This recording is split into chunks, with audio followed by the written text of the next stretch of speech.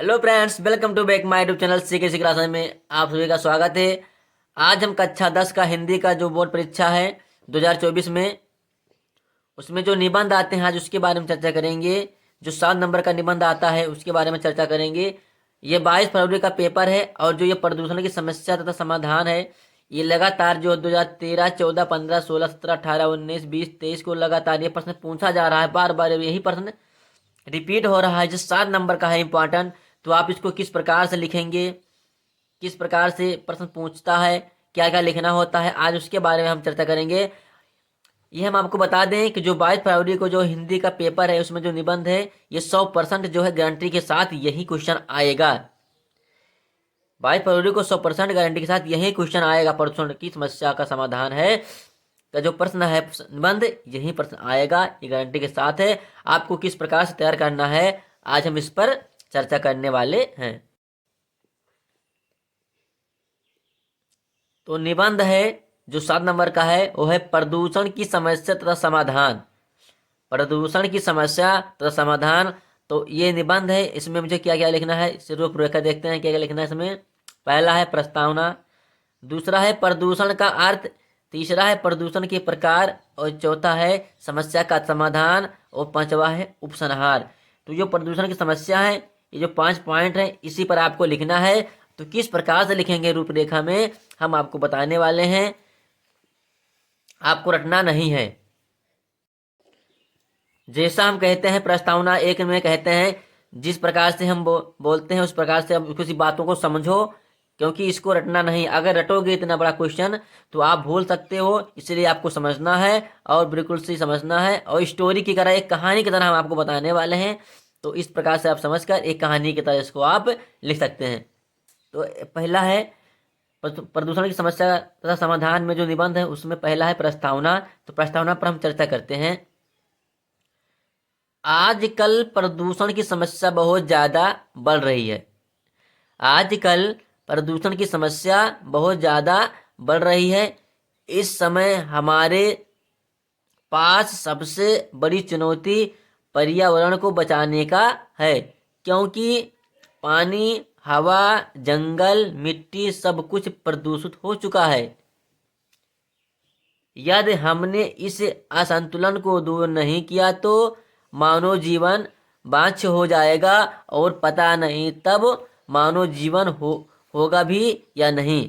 क्योंकि इसमें जो है पानी भी, हवा और जंगल, मिट्टी सब क्या हो गए हैं, ये सब सारे क्या हो गए हैं, प्रदूषित हो गए हैं। इससे मुझे क्या करना है, इससे मुझे अब क्या करना है, इससे बचना है। दूसरा है प्रदूषण का अर्थ।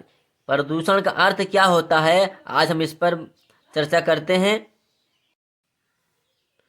तो प्रदूषण का अर्थ है बढ़ती जनसंख्या पर्यावरण के संतुलन को बिगाड़कर दूषित कर देते हैं। यह गंदा वातावरण जीवनधारियों के लिए हानिकारक है। मतलब संसार में जितने भी जीवनधारी हैं उनके लिए क्या है, ये क्या है, ये हानिकारक है। तीसरा पॉइंट है प्रदूषण के प्रकार, कि प्रदूषण कितने प्रकार के होते हैं। तो मुख्य रूप से प्रदूषण के 4 प्रकार होते हैं। पहला है वायु प्रदूषण, हवा प्रदूषण। तो किस प्रकार से आप इसमें लिखना है, यह सबसे खतरनाक प्रदूषण है। क्यों खतरनाक है, क्योंकि जब हवा चलती है तो चारों ओर फैलती है, और जो हानिकारक हैं उससे जो होते हैं मनुष्य लोग, वो बीमार हो जाते हैं। तो यह सबसे खतरनाक प्रदूषण है। वायु प्रदूषण का मुख्य कारण उद्योगों और वाहनों से निकलने वाला धुआं है।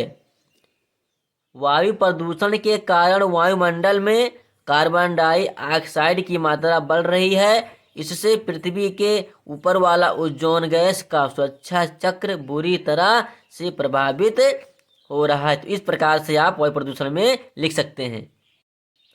दूसरा है जल प्रदूषण, कि जल प्रदूषण में आप किस प्रकार से लिखेंगे हम बताने वाले हैं आपको रटना नहीं है। आप इन तरीकों से आप आसानी से इसको अपने मन से बनाकर लिख सकते हैं। तो हम जल प्रदूषण में देखते हैं, उद्योगों और घरों से निकला हुआ कचरा कई बार नदियों और अन्य जल स्रोतों में मिल जाता है, जिससे उन्हें प्रदूषित कर देता है। यानी हमारे घर में जो उद्योगों हैं और जो कचरा है वो कई बार जब होता है, पानी जब बारिश होता है तो वो बह करके नदियों और तालाबों में जाकर मिल जाते हैं, जिससे क्या होता है, जल क्या हो जाता है, दूषित, जिससे हम पीते हैं या अन्य जानवर पीते हैं तो क्या हो जाती है, वो क्या हो जाते हैं, उनको अनेक बीमारियां हो जाती हैं। तो आपको क्या करना है, इस प्रकार से बनाकर आपको लिखना है।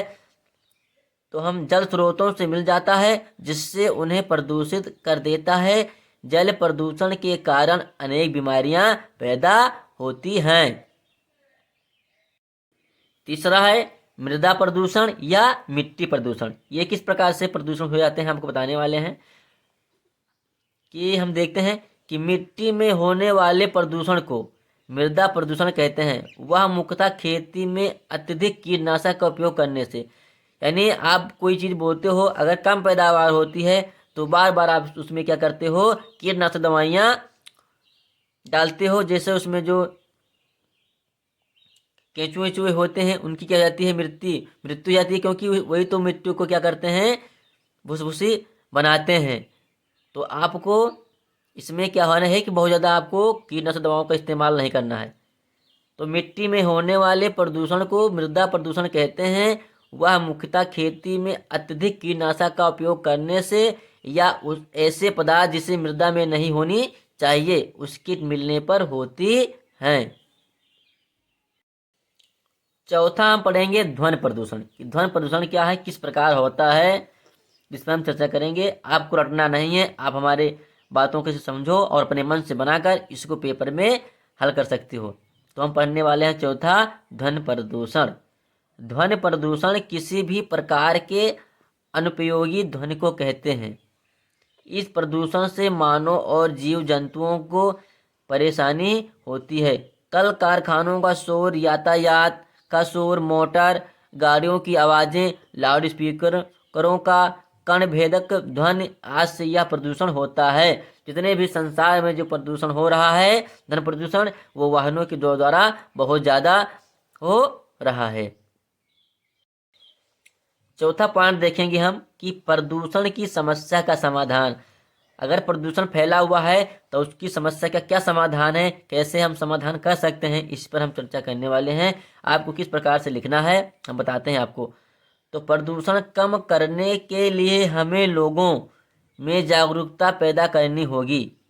अगर आप जा कर के उन्हें समझाएंगे कि इस तरीके से हम प्रदूषण से बच सकते हैं तो ये समस्या हल हो सकती है। तो प्रदूषण कम करने के लिए हमें लोगों में जागरूकता पैदा करनी होगी। वनों के विनाश को, जैसे वन कट रहे हैं, बाग बगीचे कट रहे हैं, तो उनको रोकना होगा, तभी हम प्रदूषण की समस्या से समाधान पा सकते हैं। तो वनों के विनाश को रोकना होगा, अधिक से अधिक पेड़ लगाने होंगे, और मुझे क्या करना होगा, अधिक से अधिक पेड़ लगाने होंगे। वर्षा के जल को, जब बारिश होती है तो उसके जल को इकट्ठी करके पुनः उसका उपयोग करना चाहिए। सरकार के खिलाफ अभियान चलाने होंगे। ये बातें जो हैं मुझे सरकार को बतानी होगी।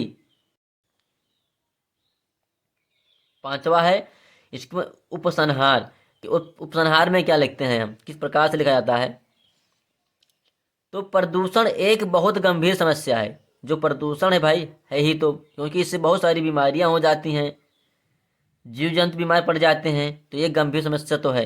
तो प्रदूषण एक बहुत गंभीर समस्या है। प्रदूषण कम करने के लिए हर व्यक्ति को अपने स्तर प्रयास करने की आवश्यकता है। हमारा कर्तव्य है कि हम प्रदूषण के खिलाफ अपना योगदान देकर पर्यावरण की सुरक्षा करें। तो हमने आपको बताया पर्यावरण की जो निबंध आता है, आपको किस प्रकार से निबंध आता है, किस प्रकार से लिखना है, हमने आपको स्टेप बाय स्टेप हमने आपको बता दिया है। 5 पॉइंट इसमें हैं।